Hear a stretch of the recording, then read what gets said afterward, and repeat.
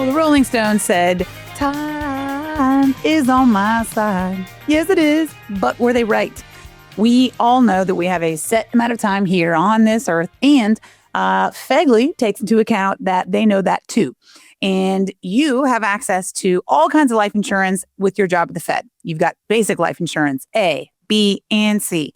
I want to talk to you a little bit today just about basic, because if you've ever seen anything I've ever put out before in terms of videos on here, it's that you know that I'm a very great advocate for keeping basic life insurance, because after age 65 and you're being retired, you get to keep 25% of your salary forever as a death benefit, and you don't pay for it. So that's a huge thing, because time is not necessarily on our side, and we need to plan. What do they say? Start with the end in mind.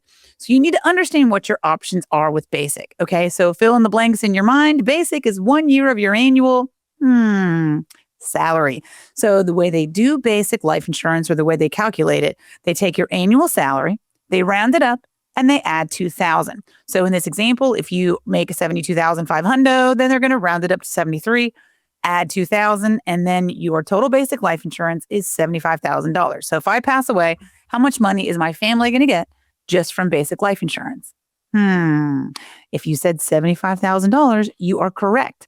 But the trick of that is they get every stinking dollar of it, because what is the tax implication on life insurance proceeds to your beneficiary? There is none. They don't pay tax on life insurance. That's a tax code 7702. That was drilled into me by one of the gentlemen I used to work with. Tax code 7702 allows for life insurance proceeds to be non-taxable to the beneficiary. And that is huge, because isn't Uncle Sam all up in your grill everywhere else? Absolutely. And so this is a huge thing. You got to remember, people say, oh, life insurance. They think Ned Ryerson from Groundhog Day, right? Like, oh, block. Oh, Ned Ryerson.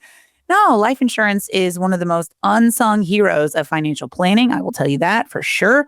And also, life insurance has long since been the tax shelter of the wealthy in terms of legacy planning and generational wealth. Now, when you look at basic life insurance, you see your salary, which is correct. And you've got 3 choices when you retire.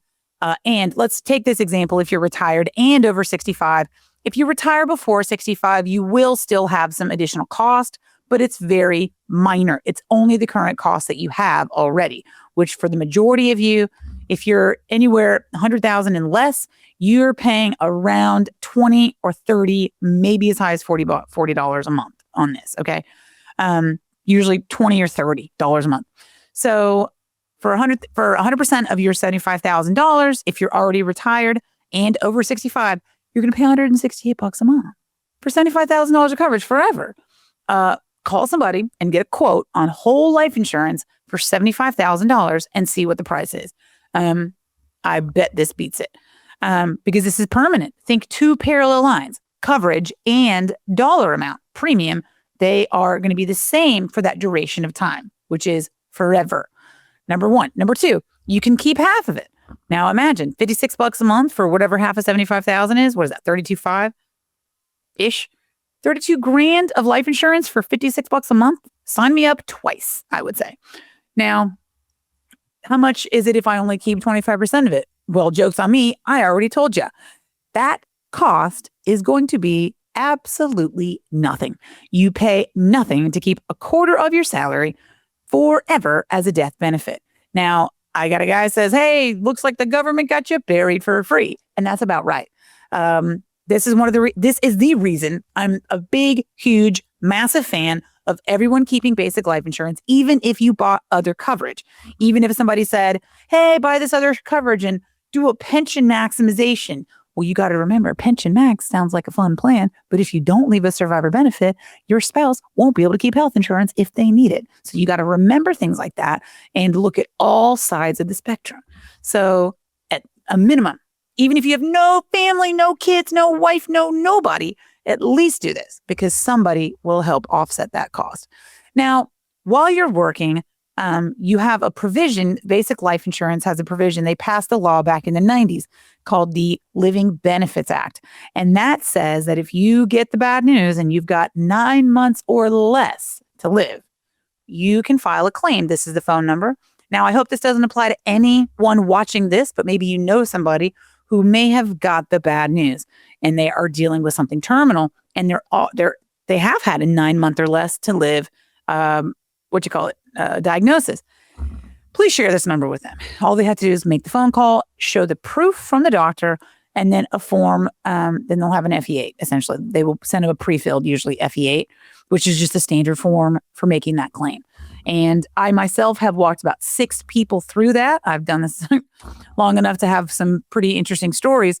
I've had people live way longer than 9 months. And when you do, what do you got to do? Nothing. Enjoy life. You win. They don't ask for the money back, is what I'm getting at.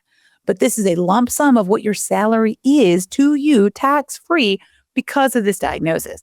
So this is some things that a lot of people didn't know about. You got access to money if something happens that is so significant. We had somebody come to our meeting who had just been diagnosed stage 4 lung cancer, and was about to empty out his TSB because in order to pay the house off and things like that for the family. When he found this out, he goes, "What? I was about to pay tax and a penalty," because he's under 59 and a half, obviously, to get access to this to sort of plan for the family stuff. But now he says, "Oh my goodness, I don't have to do that now. Now I have access to this dollar amount." Now he may still grab from TSB, but it won't be as much. Now, many of y'all may know my husband, same thing. He had stage 4 colorectal cancer 3-4 years ago. He's in remission. But he had an outside life insurance policy that had living benefits that actually paid him a dollar amount, a percentage of his life insurance because of that cancer diagnosis. Now, living benefits is only for terminal from FEGLI, but there are outside coverages that I had actually written him the policy, because we can do this if you need. Reach out if you have questions on this for living benefits.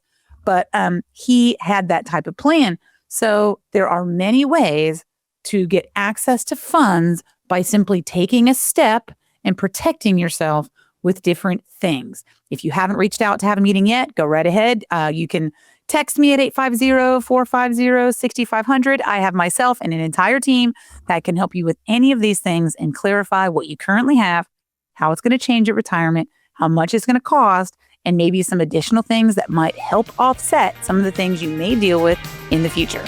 We'll talk to you soon, and happy retirement.